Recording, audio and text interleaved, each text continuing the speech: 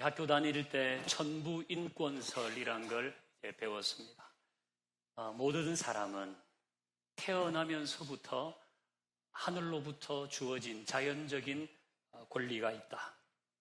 그것은 다름 아니라 자유롭게 살고 평등을 누리며 행복을 추구할 수 있는 권리가 태어날 때부터 모든 사람에게 있다는 이야기입니다.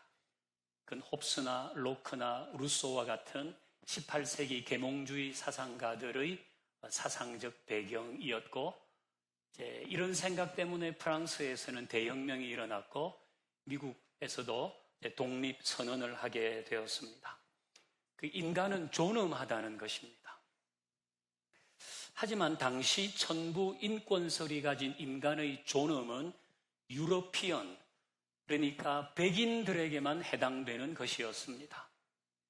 그들은 인간 존엄을 얘기하면서도 여전히 피부색이 검은 아프리카 사람들을 짐승처럼 사고 팔았습니다. 천부 인권설의 인간 존엄은 피부색이 하얀 사람들에게만 해당되었습니다. 그 당시 백인들은 학문적으로는 모든 인간은 존엄하다라고 이야기했지만 그 인간 존엄은 삶의 현장에서는 선별적으로 적용된 겁니다. 자, 그러면 그로부터 200년이 훌쩍 지난 지금은 어떨까요? 현대사회는 인간 존엄을 모든 사람에게 공평하게 적용하고 있을까요? 중세 봉건 사회에는 왕족과 귀족과 평민이 있었습니다. 조선시대에는 양반과 중인과 상민과 천민이 있었습니다. 물론 지금 이런 건 없습니다. 인도의 카스트 제도도 법적으로는 폐지됐습니다. 유럽이든 한국이든 이제 이런 신분 제도는 존재하지 않아요. 그러나 법적으로 제도적으로만 이런 것이 폐지되었을 뿐 모든 사람에게 공평하게 인간의 존엄은 적용되지 않고 있습니다. 예를 들어서 그 사람이 속한 국가의 힘에 의해서 차등 적용됩니다. 아프리카에서 태어난 사람, 아프리카 말라위에서 태어난 사람과 미국 캘리포니아에서 태어난 사람이 동일한 폭력과 테러에 노출되었을 때 각 사람이 받는 보호와 인간의 가치는 다르게 적용되는 겁니다. 뿐만 아니라 경제력에 의해서, 학력에 의해서, 인맥에 따라, 외모에 의해서 사람들은 다른 대우를 여전히 받고 있습니다. 일반 소비자와 소위 말하는 여사님이 쇼핑몰에서 받는 대우가 다른 겁니다. 그런데 이 모든 차별이 사라지는 곳이 있습니다. 바로 하나님 앞입니다. 인간은 하나님의 창조물입니다. 우리 인간은 무기물에서 유기물로 점점 고등동물로 진화된 것이 아니라 하나님이 만드신 존재입니다. 모든 창조물 중에 하나님이 특별하게 만든 것이 바로 인간입니다. 얼마나 특별한가? 이제 우리 오늘 본문을 같이 봅니다. 4절을 같이 읽겠습니다. 4절 시작. 사람이 무엇이기에 주께서 그를 생각하시며 인자가 무엇이기에 주께서 그를 돌보시나이까? 아멘. 자, 사람이 뭔가 묻고 있어요. 사람이 무엇이기에? 이것은 인간의 실존에 대한 질문이 아닙니다. 우리가 보통 말하잖아요. 삶이 뭔가? 인간이란 뭔가? 이런 철학적인 질문이 아닙니다. 그리고 이건 사람이 뭔지 몰라서 묻는 것도 아닙니다. 사람이 무엇이기에 이건 감탄사입니다. 감탄사. 우와, 도대체 사람이 뭐길래 하나님이 그 사람을 생각하신다는 거지? 도대체 사람이 어떤 존재이길래 하나님은 그 사람을 돌보신다는 거지? 이건 감탄사입니다. 사람이 무엇인지 깨닫고 보니까 그 값어치가 엄청나서 놀랍다는 감탄의 표현입니다. 그러니까 이 구절은 하나님께서 차별 없이 사람을 귀하게 여기신다는 것입니다. 차별하지 않고 존귀하게 보신다는 것입니다. 이 4절에서 주목해야 할 단어가 두 가지인데요. 첫 번째는 생각입니다. 그를 생각하시며, 두 번째는 그를 돌보신다는 겁니다. 여기에서 이 생각이라고 하는 것은 잊지 않고 늘 관심을 가지고 계시다는 뜻입니다. 하나님께서 사람을, 우리를 잊지 않고 늘 관심을 가지신다는 거예요. 두 번째 주목해야 할 단어는 돌보심인데요. 이 돌보심은 찾아오셔서 돌보아 주시고 보살피신다. 아니, 사람이 뭐길래 하나님이 그 사람을 찾아오셔서 돌보시지? 이야, 사람이 그렇게 대단한 존재구나. 그런 의미입니다. 이처럼 하나님은 우리를 잊지 않으시고 늘 관심을 가지고 찾아와셔서 보살펴 주시는 겁니다. 이 사람들은요, 영향력이 사라지면 사람들에게 잊혀집니다. 내가 뭔가 영향력을 행사할 때 사람들은 나를 기억하지만 그게 사라지면 사람들의 기억 속에서도 나는 잊혀지는 겁니다. 내가 힘이 없고 스펙이 안 되고 때로는 성격이 좀 문제가 있고 이러면 사람들은 그냥 등을 돌립니다. 근데 하나님은 잊지 않으신다는 거예요. 늘 잊지 않으신다. 도대체 사람이 그 정도로 귀한 존재야? 이런 의미입니다. 우리는 실수하면 사람들의 눈에 나기도 하죠. 관심 밖의 존재가 될 수도 있지만 하나님은 늘 나를 돌보십니다. 왜냐하면 하나님은 그냥 나라는 존재 자체, 나를 꾸미고 있는 것, 그런 것이 아니라 나라는 존재 자체를 사랑하시기 때문에 그런 겁니다. 내가 누구누구와 같기 때문이거나 누구누구와 같아져야 하기 때문에 사랑하시는 게 아니고 그냥 하나님은 나라는 존재 자체를 사랑하시는 겁니다. 그래서 돌보시는 것이죠. 우리는 그만큼 하나님 앞에서 귀한 존재이다라는 거죠. 자, 5절은 더 놀라운데요. 우리 5절을 같이 읽어봅니다.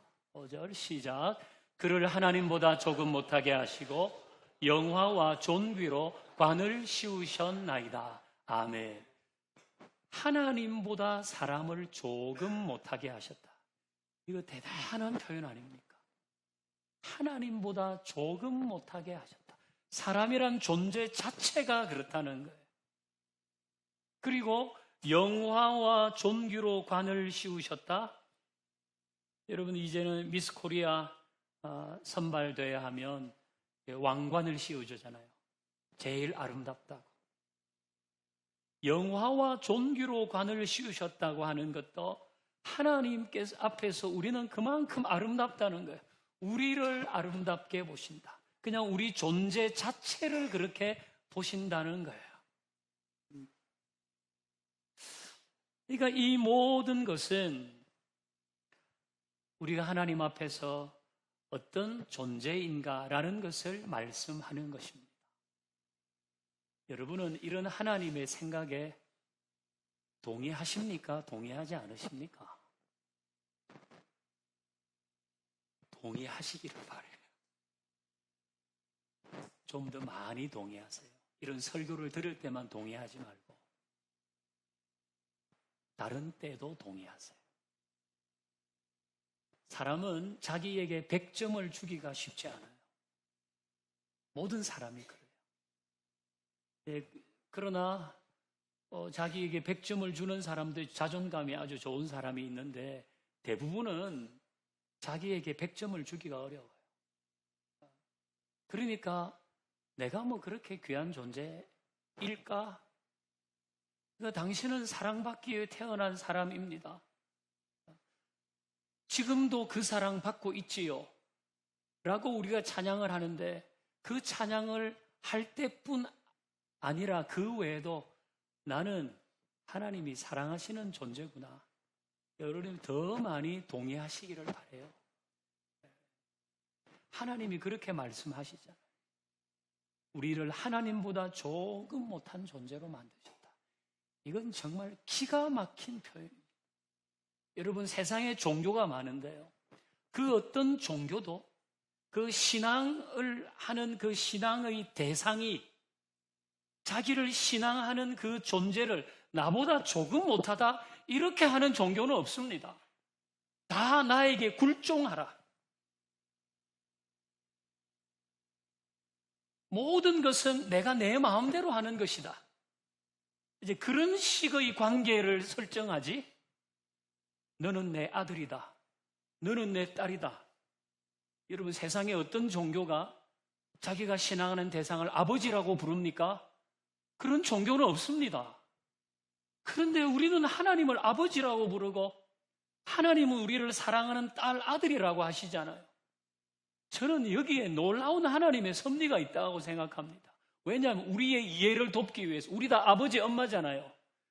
근데 여러분이 낳은 자식들이 아버지가 사랑하고 엄마가 사랑하고 누구보다 내 자식 귀하다고 하는데 친구들 이야기 몇 마디 듣고 와가지고 자기가 학교에서 생활하면서 좀 아픔 때문에 아니면 세상살이 하면서 생기는 일 때문에 내 별로 쓸모도 없고 가치도 없고 내 이렇게 생겨가지고 어디 가서 뭘 하겠냐고 자꾸 그러면 부모인 여러분의 마음은 어떻습니까? 그러니까 하나님께서 하나님을 아버지로 우리를 사랑하는 아들과 딸로 여기시는 것은 우리에게 반대로 아버지의 마음이 어떤지 하나님이 우리를 보시는 것이 어떤지 그거를 좀 생각을 해봐라. 그러니까 우리는 다른 여러 것들에 좌우되는 것이 아니라 하나님께서 우리를 귀하게 보신다는 이것을 이제는 점점 이 가슴 깊은 곳에서 고백할 수 있어야 하는 겁니다. 이건 제가요, 제 명예를 걸고 얘기할 수 있는데요. 여러분이 정말, 그렇구나. 하나님이 나를 그렇게 귀하게 만드셨고 나는 진짜 사랑받는 존재구나. 이걸 여기에서부터 진심으로 고백하는 그 날이 오면 올수록 다른 사람들이 여러분을 존귀하게 볼 겁니다. 야, 저 사람은 정말 귀하네. 왜? 모든 건 풍겨지거든. 어디 가서든지 그건 나타나는 겁니다. 그러니까 우리가 그런 마음을 갖는 것은 너무나 당연한 거죠. 그래서 만약 여러분이 외적인 것으로 자신의 가치를 매겨서 스스로 그냥 별 가치가 없는 존재라고 여기면 그건 우리를 귀하게 여기시는 하나님과 등을 지는 거예요. 그건 하나님을 대적하는 거예요. 하나님이 귀하다고 보시니까 우리도 그렇게 마음 먹어야 하는 것입니다. 여러분의 성별이 뭐든 어떤 일을 하든 연봉이 얼마든 공부를 얼마나 했든 안경을 쓰든 안 쓰든 탁구를 잘 치든 못 치든 직업이 뭐든지 얼굴이 계란형이든지 세모든지 네모든지 그 모든 것에 관계없이 하나님 우리를 귀하게 보신다는 것에 동의하실 수 있기를 바랍니다. 여러분 소나기가 올 때요 그릇을 엎어 놓으면 물은 한 방울도 담기지 않아요. 그릇을 바로 세워놔야지 여기에 뭐가 담기는 거예요. 하나님이 우리를 사랑하시고 우리를 귀하게 여기시는 것은 변함이 없어요. 지금까지도 변함이 없어요. 근데 우리가 변해요. 내가 자꾸 갈팡질팡해요. 내가 자꾸 이랬다 저랬다 해요. 내가 자꾸 스스로에 대해서 실망감을 가져요. 내가 자꾸 이런저런 마음으로 내가 믿는 게 맞나 안 맞나 이 그릇을 엎어놓으면 안 되고 언제나 열어놓아야 되는 거예요. 그래야 거기에 은혜도 담기고 사랑도 담기고 하나님이 나를 귀하게 여기신다는 그 마음도 자꾸 담기는 겁니다. 우리는 기억하십시다. 우리를 잊지 않고 돌보시고 아름답고 귀하다고 하는 하나님의 사랑은 여전하다. 이 앞에서 내 마음의 그릇을 엎어놓지 않고 열어놓겠다. 지금도 아직 엎어놓은 사람들이 몇 명 있어요. 그래도 목사님 세상살이 해보세요. 그게 말이 되는지. 그래도 한번 바로 놓아보세요. 그래도 한번 바로 놓아보세요. 그러면 거기에 은혜가 담기고 사랑이 담기거든요. 이제 우리는 성찬식을 할 겁니다. 이 성찬식에 임하는 우리의 마음은 어때야 할까요? 오늘 시편의 말씀처럼 되어야 합니다. 사람이 무엇이기에 주께서 그를 생각하시며 인자가 무엇이기에 주께서 그를 돌보십니까? 사람을 하나님보다 조금 못하게 하시고 존귀와 영화로 관을 씌우셨습니까? 제가 그 정도 존재군요. 우리는 이 빵을 받고 잔을 나눌 때 이 마음을 꼭 가지십시다. 하나님이 나를 그렇게 생각하시는구나. 그것이 예수 그리스도의 십자가를 통해 증명된 하나님의 사랑 아닙니까? 그것이 우리를 귀하다고 여기시는 하나님의 마음이잖아요. 자, 이 성찬 중에 하나님이 귀하게 여기시는 사람으로 또 스스로를 귀하게 여기는 사람으로 거듭날 수 있기를 바랍니다. 또 이 성찬 중에 떠나보낼 것은 떠나보내고 버릴 것은 버리고 돌이킬 것은 돌이키십시다. 떠나보낼 건 떠나보내야 돼요. 신앙에 대한 회의가 들 때가 있습니다. 누구에게나 그렇습니다. 지금 이 시점이 여러분에게 그런 회의가 있다면 이 성찬을 하는 가운데 그것도 떠나보내세요. 하나님이 사랑하시고 귀하게 여기시는 것은 변하지 않으니까. 시험거리, 스스로에 대한 실망감, 이 모든 것을 이 떡과 잔을 받을 때 떠나보내십시다. 더 이상 거기 매여서 자신을 소모하지 마세요. 이 성찬 중에 세상의 근심, 내 건강에 대한 두려움, 내 마음에 병이 있는 것, 누군가에 대한 시기와 질투, 아니면 여전히 나에게 있는 허세, 이런 모든 것도 떠나보내십시다. 떡과 잔을 받을 때 우리는 하나님의 변함없는 사랑을 기억하고 나를 존귀하게 여기시는 이 사랑 앞에서 떠나보낼 것 떠나보내고 정리할 것 정리하겠다고 돌이킬 것 돌이키겠다고 주님 앞에 우리의 마음도 표하고 이 성찬 가운데 그런 은혜를 누릴 수 있기를 주의 이름으로 축원합니다. 이 절에 함께 찬양합니다. 생명과 바꾼 찬양하시고 우리 장로님들은 앞으로 나오시기 바랍니다.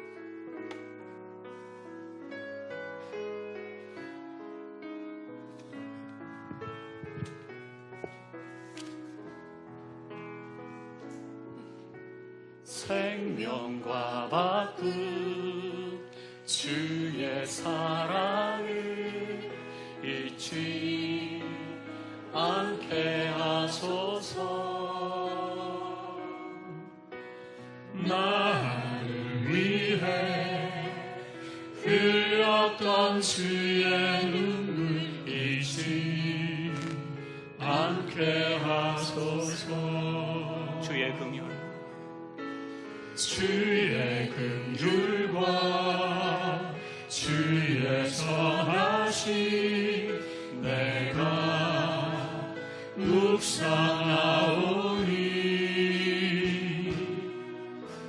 내 영혼 위에 베푸신 주의 은혜 잊지 않게 하소서. 감사합니다. 주님 고맙습니다. 그 사랑 때문에 그 눈물 때문에 주 앞에서 예배합니다. 감사합니다. 감사합니다. 주님 고맙습니다. 그 사랑 때문에 그 눈물 때문에 주 앞에서 예배합니다.